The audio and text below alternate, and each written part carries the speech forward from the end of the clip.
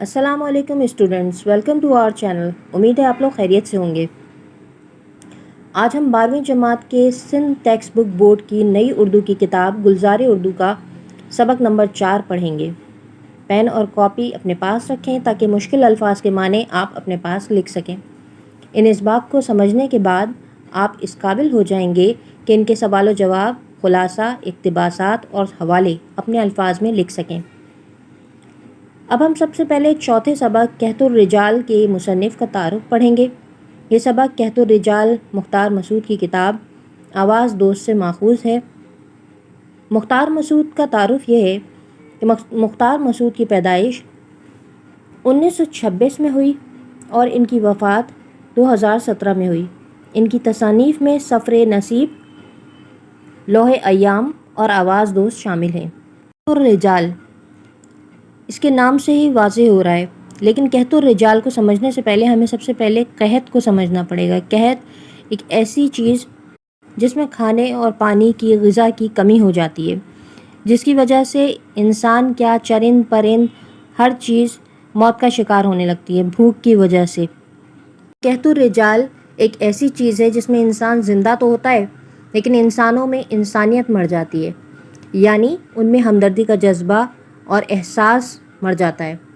कहत में मौत अर्ज़ा होती है, यानी कहत के मौके पर जब कहत फैला हुआ होता है किसी जगह पे, किसी इलाके पर, तो मौत अर्ज़ा हो जाती है, यानी भूख की वजह से वहाँ पे लोग मरना शुरू हो जाते हैं, जानवर मरने लगते हैं, सब कुछ तबाह हो जाता है, सब कुछ मौत का शिकार होने लगता है। और कहतुर रिजाल में ज़िंदगी, इंसान मरता तो नहीं है, लेकिन ज़िंदा होकर भी उसकी अपनी जो हसासियत है, एहसास है, वो सब मर जाते हैं। मर्ग अंबूह का जश्न हो तो कहत, यानी मर्ग कहते हैं मौत को। मर्ग अंबूह से मुराद ये है कि इंसानों का एक हुजूम है जो अंदर से एहसास, जिनके अंदर एहसास मर चुका है, लेकिन वो इस बात पर अभी भी मुतमईन है, जिसको ये कहा गया है कि मर्ग अंबूह का जश्न हो तो कहत, यानी उनके अंदर का एहसास मर गया है लेकिन उसके बावजूद भी वो खुश हैं, मुतमईन है, तो ये कहत है। हयात बेमसरफ़ का मातम हो तो कहतुर रिजाल। हयात बेमसरफ़ से मुराद ऐसी ज़िंदगी जो बेमकसद हो, बेमानी हो, जिसका कोई मकसद ना हो, ऐसी ज़िंदगी गुजारना भी कहतुर रिजाल है। एक आलम मौत की नाहक ज़हमत है, दूसरा ज़िंदगी की नाहक तोहमत का, यानी एक तो हालत ये है कि मौत की तकलीफ़ की ज़हमत जो है वो मिल रही है, और दूसरी तरफ ज़िंदा तो हैं लेकिन नाहक तोहमत लग रही है। एक समा हशर का, दूसरा महज हशरातुल अर्ज़ का। यहाँ समा से मुराद वक्त या हशर के मायने हशर का मैदान है, दूसरा महज हशरातुल अर्ज़। हशरातुल अर्ज़ कीड़े मकोड़ों को कहते हैं। ज़िंदगी के ताक़ुब में रहने वाले कहत से ज़्यादा कहतुर रिजाल का गम खाते हैं, यानी वो लोग जो ज़िंदगी को ढूंढते हैं, अच्छाई को ढूंढते हैं, वो लोग कहत से ज़्यादा, यानी जो ग़िज़ाई किल्लत होती है उससे ज़्यादा उन्हें तकलीफ़ किस चीज़ की होती है? उन्हें कहतुर रिजाल का, यानी नेक लोग या अच्छे लोग ना मिलने का गम उन्हें ज़्यादा खाता है। 13 सितंबर 1938 यानी 13 सितंबर 1938 का जिक्र है। मैं मुस्लिम यूनिवर्सिटी हाई स्कूल में 5वीं जमात का तालिब इल्म था। वालिद मोहतरम ने फरमाया कि आज एक चीनी मुसलमान आलिम हमारे घर चाय पर आएगा, मुझे चाहिए कि उनसे मिलूं और उनका ऑटोग्राफ हासिल करूं। मेहमान की आमद की वजह से घर में सब मसरूफ़ थे, मगर इस तजवीज़ के बाद मेरी मसरूफ़ियत दूसरों से कुछ ज़्यादा बढ़ गई। यहाँ तजवीज़ से मुराद सजेशन या राय है।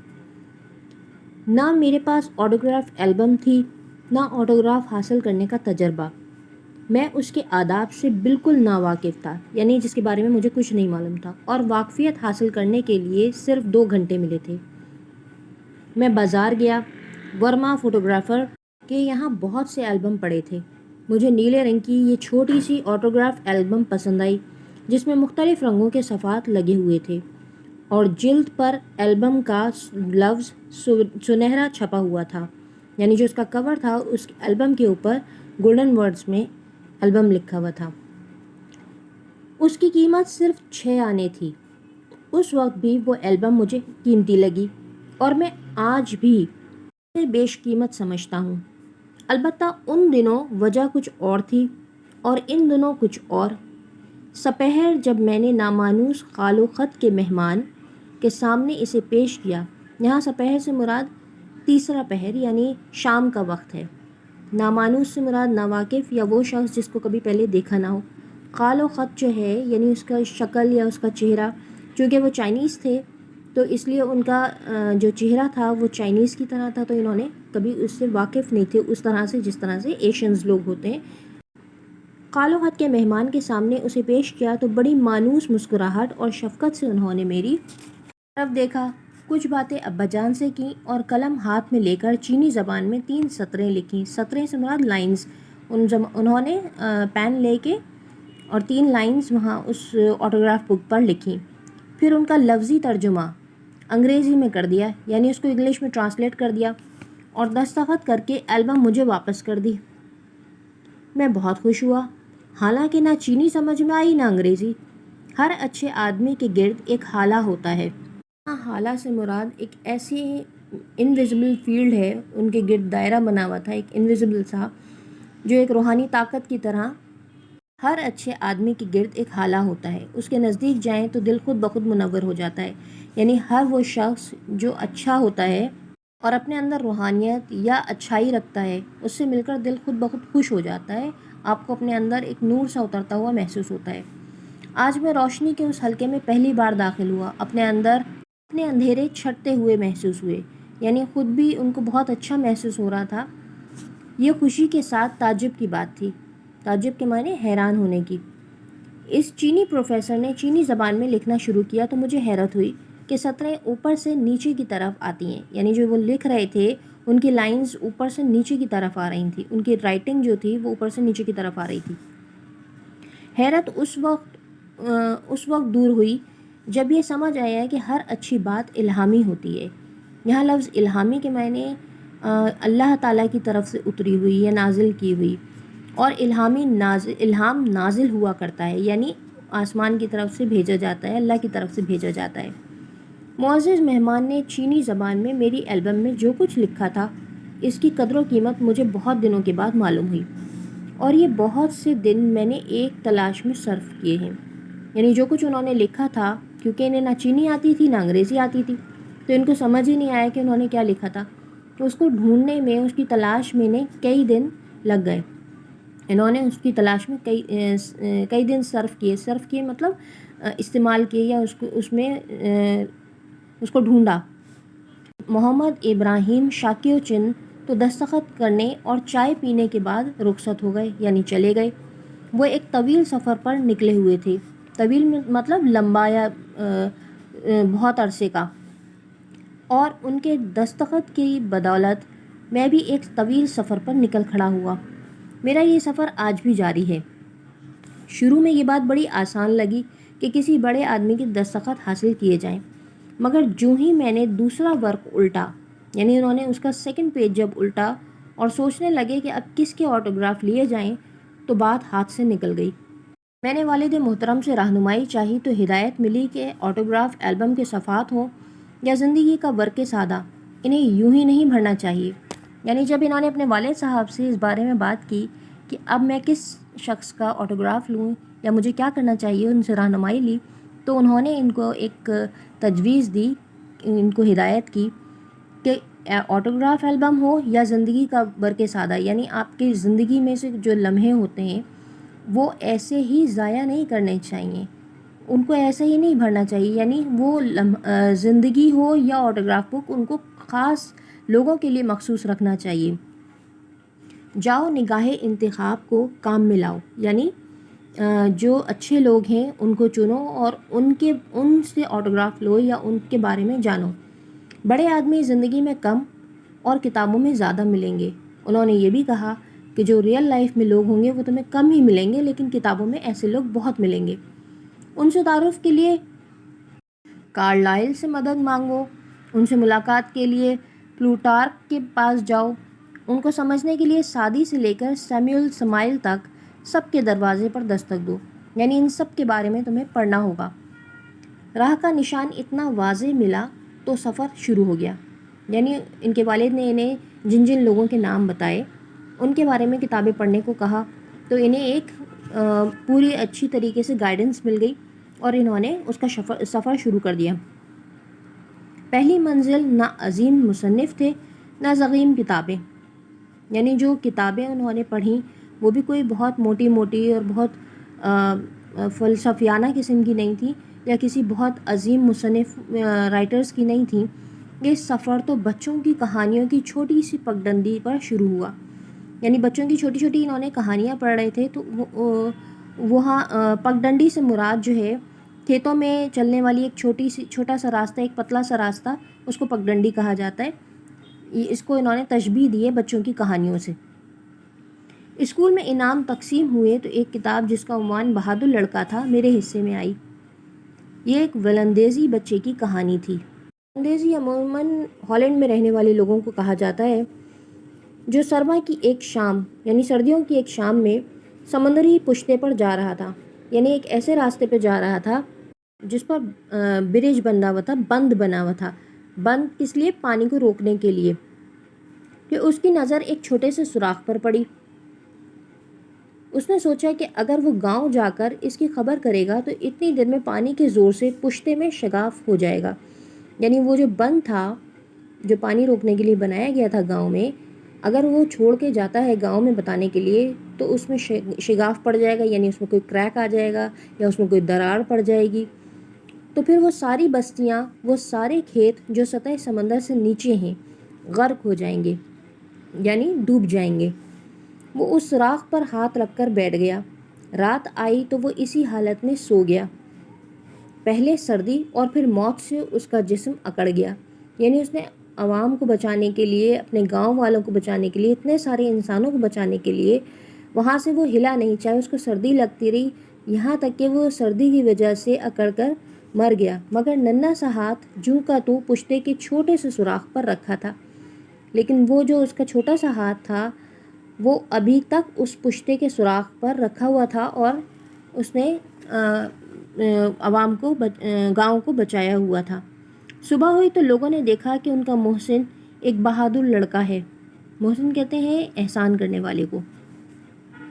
میرے سفر کی یہ پہلی منزل تھی۔ اس کا نقش دوسری ساری منزلوں سے گہرا اور روشن تھا۔ اس نقش کہتے ہیں کہ اس کا نقش یا اس بات کو اتنی گہرائی تھی اس بات میں کہ وہ ان کے دل و دماغ پر وہ بات چھا گئی۔ یہ منزل جرأت اور قربانی کی منزل تھی۔ اس کے بہت سے نام ہیں اور وہ نام جس سے اس کی ساری عظمتیں عیاں ہوتی ہیں۔